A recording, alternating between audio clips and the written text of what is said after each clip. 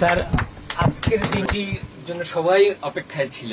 Sir আজকে আমি interview দেব না, আমি সংক্ষেপে বলবো আমার লয়ার যা বলছে এটাকে আপনারা অনিয়ার করেন।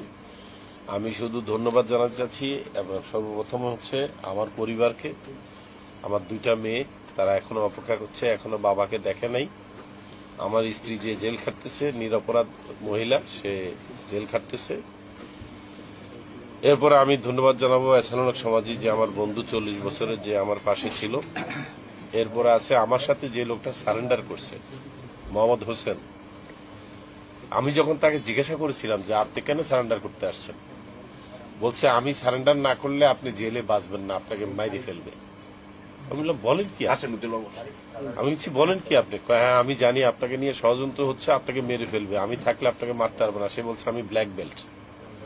তো আমি হাইসা দিছি, ব্ল্যাক বেল্টের দরকার নাই, জেলখানে আপনি আমার সাথে যে সারেন্ডার করছেন এই জন্য আমি কৃতজ্ঞ। এখন আবার বলতেছি আমি তার কাছে কৃতজ্ঞ। অত্যন্ত ভালো মানুষ, সহজ সরল, আমার মতো এত ইন্টেলিজেন্ট না।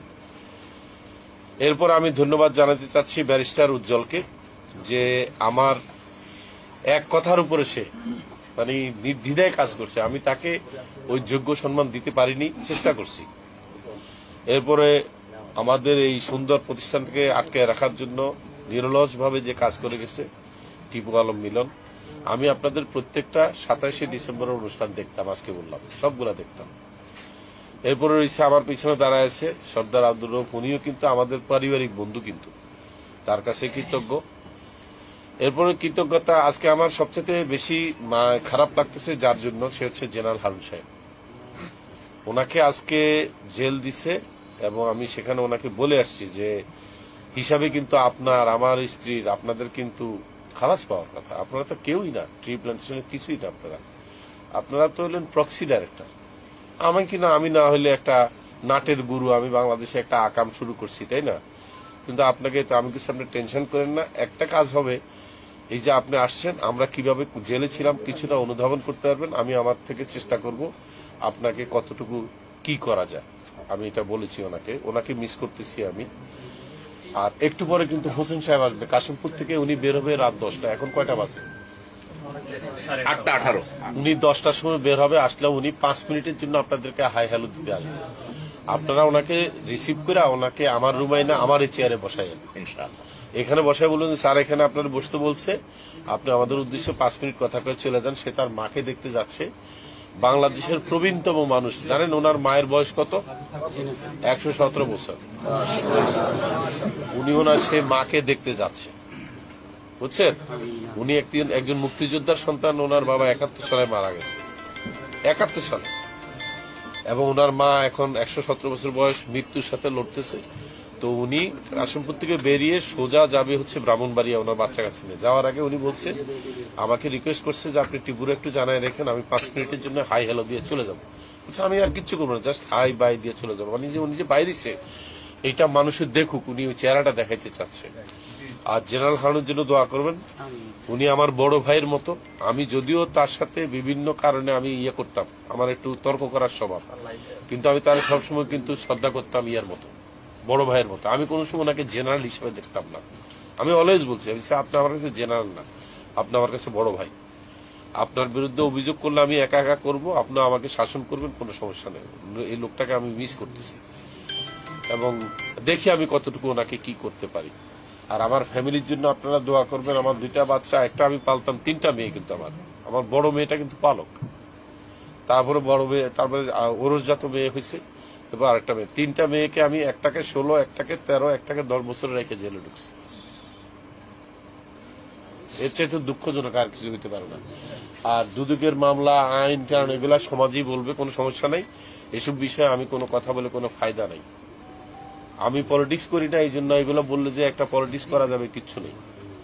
আমি শুধু এইটুকু বলবো যে সম্পূর্ণভাবে আমি এটা বলতে রাজি না যে ভুল বুঝে আমাদের বিরুদ্ধে মামলা করছেন। নো, এই মামলাটা উদ্দেশ্যমূলক। এই মামলাটা করার পরে আমাদেরকে অফার দিছে, আমাকে আর হোসেনকে রিমান্ডে অফার দিছে যে এক শর্তে আপনাদের বিরুদ্ধে মামলা তুলবো। কি শর্তটা কি? আমাদেরকে দেশ ছেড়ে কানাডা চলে যেতে হবে। আমি কিভাবে যাব, এখন তো আমরা রিমান্ডে আছি। বলে যে আপনাদেরকে আমরা এয়ারপোর্টে নামাই দিয়ে আসবো, ফ্যামিলি নিয়ে আসেন, টিকিট কেটে দেবো, দেশ ছেড়ে পালাবেন, আমরা বলবো আমাদের কাস্টডি থেকে তারা পালায়ে গেছে, আপনাদের নামে আমরা ঘোষণা করব যে তারা পালায়ে গেছে। আমি কি গ্যারান্টি আছে যে আপনি আমাকে এয়ারপোর্টে নেওয়ার সময় ক্রস ফায়ারে মারবেন না? আমি আমাকে নাজিমুদ্দিন রোডে জেলখানায় পাঠান, আমি কোনোদিন দেশ ছাড়বো না। আমাদের কিন্তু দেশ ছাড়ার অফার দেওয়া হয়েছিল, তারপরে 2-3 দিন পরে অফার দিছে ভিন্ন, ঠিক আছে আপনি দেশ ছাড়বেন না, থাকেন, এবারের অফারটা আপনার জন্য ভালো। আমি কি বলেন? কিচ্ছু না, শুধু ডেস্টিনি 2000 বন্ধ করে দিতে হবে, MLM কোম্পানিটা বন্ধ করে দিতে হবে, আর কোন কোম্পানি বন্ধ করার দরকার নেই। আমি বলছি 45 লক্ষ লোক বেকার হবে, বলছে এটা আপনার দেখার বিষয় না। আমি বলছি আওয়ামী লীগ সরকার ভোট হারাবে, বলছে আমরা ভোটের চিন্তা করি না, ডেস্টিনি বন্ধ করতে হবে। আপনি আমাদের জন্য অনেক বিব্রতকর, অনেক ডিস্টার্ব করতেছেন, হয় দেশ ছাড়েন নাহলে ডেস্টিনি বন্ধ করেন। আমি বলছি দুইটার একটাও করবো না, জেলখানায় পাঠান। সাক্ষী কিন্তু মোহাম্মদ হোসেন বলবে একসময়। এগুলো হচ্ছে রিমান্ডে আমাদেরকে জেরা করছে। আপনারা হয়তো অনেকে ইনসাইড স্টোরিগুলো জানেন না। এটা কিন্তু কোনো ক্রাইম না, এটা কোনো ক্রাইম না। এটা আমাদের এই 45 লক্ষ লোকের রাস্তায় নামানোর জন্য একটা ষড়যন্ত্র আছে। আল্লাহ ভালো রাখছে, এটাই আমি দোয়া করি। আর আমার 45 লক্ষ লোকের কাছে আমি ধন্যবাদ দিই যে তারা আমাকে কিভাবে বিশ্বাস করলো যে আমি অন্যায় করিনি। তারা কনফিউজ হতে পারত যে আমি অন্যায় করছি, কিন্তু তারা বিশ্বাসই করে নাই। এই যে রিলেশনশিপ, এটার দাম কত জানেন? Billions of dollar. পৃথিবীতে সবচেয়ে বেশি জিনিস কি জানেন, যেটা পয়সা দিয়ে কিনা যায় না? সম্পর্ক। এটা পয়সা দিয়ে কিনা যায় না। একটা লোক আমাকে বিশ্বাস করে বলে আছে 12 বছর যে আমি বাইরে হবো, আমি তার টাকা ফেরত দেবো, এটা আপনি কত টাকা দিয়ে কিনতে পারবেন? আমার তো লয়ার আছে, অ্যাডভোকেট সমাজে, উনি তো বিজ্ঞ, উনি জানে যে এই মামলাটা টোটালি সাজানো। এটা ভুল করে করছে, আমি এটা মানতে নারাজ। এটা ভুল করে করা হয়নি, এটা ফেব্রিকেটেড, ইন্টেনশনালি করা হয়েছে। একটাই, ডেস্টিনি 2000 বন্ধ করে দিতে হবে। মানুষের প্রতি আপনার এত ভালোবাসা, অন্ধের মতো ভালোবাসা, এই কারণটা আসলে কি? জাদু আছে? জাদুর কিছু নাই, আমাদের বাংলাদেশের মানুষগুলো ভালো। আপনি এটা বুঝতে হলে আপনাকে বিদেশ থাকতে হবে 10 বছর। আপনারা কে কি জানেন আমি জানি না, হয়তো 1% মানুষের জন্য বদনামি হচ্ছে আমাদের দেশের। 99% মানুষ ভালো, আমাদের 99% মানুষ ভালো। ভালো থাকেন সবাই। Thank you.